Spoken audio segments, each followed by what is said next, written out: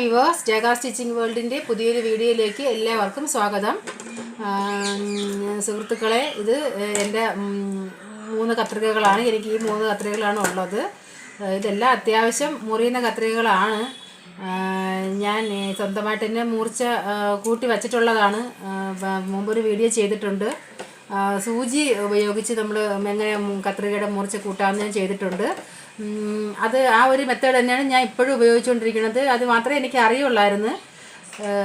ഇത് അങ്ങനെ സൂചി വെച്ച് ഞാൻ മൂർച്ച കൂട്ടി വച്ചിട്ടുള്ള കത്രികകളാണ്. എന്നാലും അത് ഇടയ്ക്ക് നമ്മൾ കുറേ ഉപയോഗിച്ച് കഴിയുമ്പോഴേക്കും അത് വീണ്ടും അതിൻ്റെ മൂർച്ച പോകാൻ സാധ്യതയുണ്ട്. പോകും. നമ്മൾ വീണ്ടും ഇടയ്ക്കിടയ്ക്ക് ഇങ്ങനെ ചെയ്ത് കൊടുക്കണമെങ്കിൽ നമുക്ക് ഉപയോഗിക്കാൻ പറ്റുള്ളൂ നല്ല മൂർച്ചയിൽ. ഈ സൂചി കൊണ്ട് മൂർച്ച കൂട്ടുന്ന വിദ്യ മാത്രമാണ് അറിയാമെന്നുണ്ടായിരുന്നത്.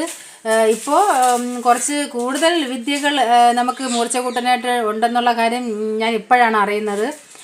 അതുകൊണ്ട് ഇത് വീഡിയോ കാണുന്ന അറിയാത്തവരാരെങ്കിലും ഉണ്ടെങ്കിൽ അവർ അറിഞ്ഞോട്ടെ എന്ന് വിചാരിച്ചിട്ടാണ് ഞാൻ ഈ വീഡിയോയും കൂടെ ചെയ്യാമെന്ന് വിചാരിച്ചത്.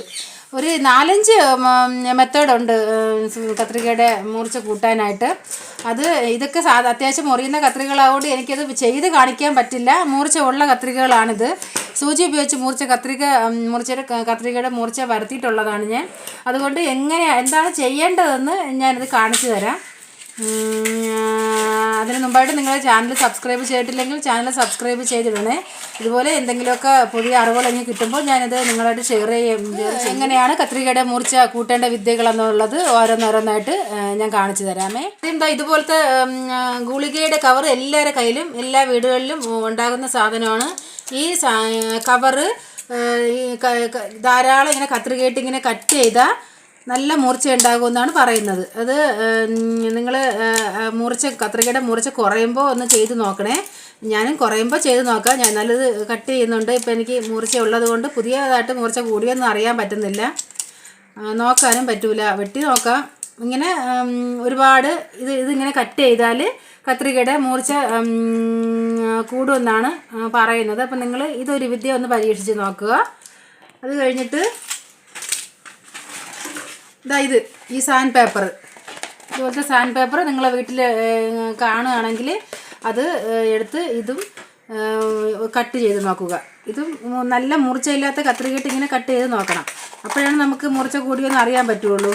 ഇങ്ങനെ ശരിക്കൊന്ന് നിറച്ചൊന്ന് ഇതുപോലെ കട്ട് ചെയ്ത് ഒരുപാട് സമയം ഇങ്ങനെ കട്ട് ചെയ്ത് മൂർച്ച കൂടുന്നതിനനുസരിച്ച് നമുക്ക് മൂർച്ചയില്ലാത്ത ഭാഗത്തോട്ട് വച്ച് ഇങ്ങനെ കട്ട് ചെയ്ത് നോക്കുമ്പോൾ അതിൻ്റെ മൂർച്ച കൂടുന്നുണ്ടായിരിക്കും.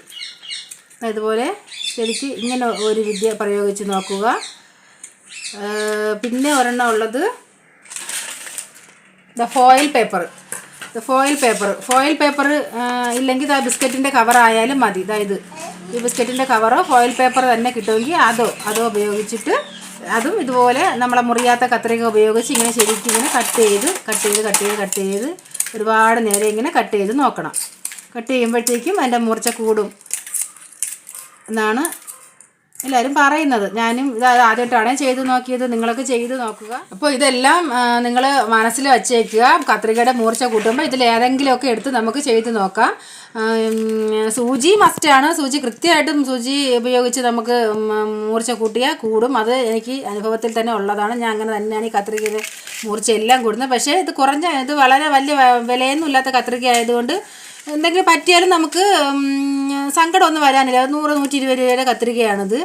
അപ്പോൾ ഒരുപാട് വില കൂടിയ കത്രികകളിലും നിങ്ങൾ ചെയ്ത് നോക്കാൻ ശ്രമിക്കണ്ട.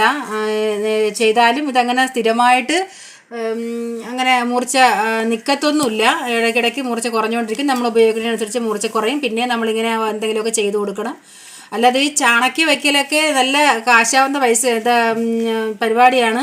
ആ പൈസ ഉണ്ടെങ്കിൽ നമുക്ക് പുതിയ കത്രിക വാങ്ങിക്കാം. അത്രയ്ക്ക് ചിലവുണ്ട് ചാണക്കി വയ്ക്കാനൊക്കെ. അതിനേക്കാളും നമ്മൾ നോക്കുമ്പോൾ ഇത് തന്നെയാണ് എന്തുകൊണ്ടും ലാഭം. ഇങ്ങനെ എന്തെങ്കിലുമൊക്കെ ചെയ്ത് പോകുന്നതിനാണ് ലാഭം.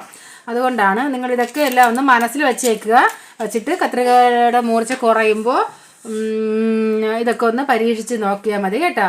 വീഡിയോ ഇഷ്ടപ്പെട്ടെങ്കിൽ തീർച്ചയായിട്ടും ലൈക്ക് ചെയ്യണം. ചാനൽ സബ്സ്ക്രൈബ് ചെയ്യാൻ മറക്കല്ലേ. നിങ്ങൾ സബ്സ്ക്രൈബും ലൈക്കും ഒക്കെ ചെയ്താൽ മാത്രമേ ഞങ്ങൾക്ക് പുതുതായിട്ട് വീഡിയോസ് ഇടാൻ തോന്നുള്ളൂ. അതുകൊണ്ട് ഇഷ്ടപ്പെട്ടിട്ടുണ്ടെങ്കിൽ തീർച്ചയായിട്ടും ലൈക്ക് ചെയ്യുക. ഇനി ഇതുപോലെ പുതിയ അറിവെന്തെങ്കിലും എനിക്ക് വരികയാണെങ്കിൽ ഞാൻ അടുത്ത വീഡിയോ ഉടനെ തന്നെ ഇടുന്നതായിരിക്കും. താങ്ക്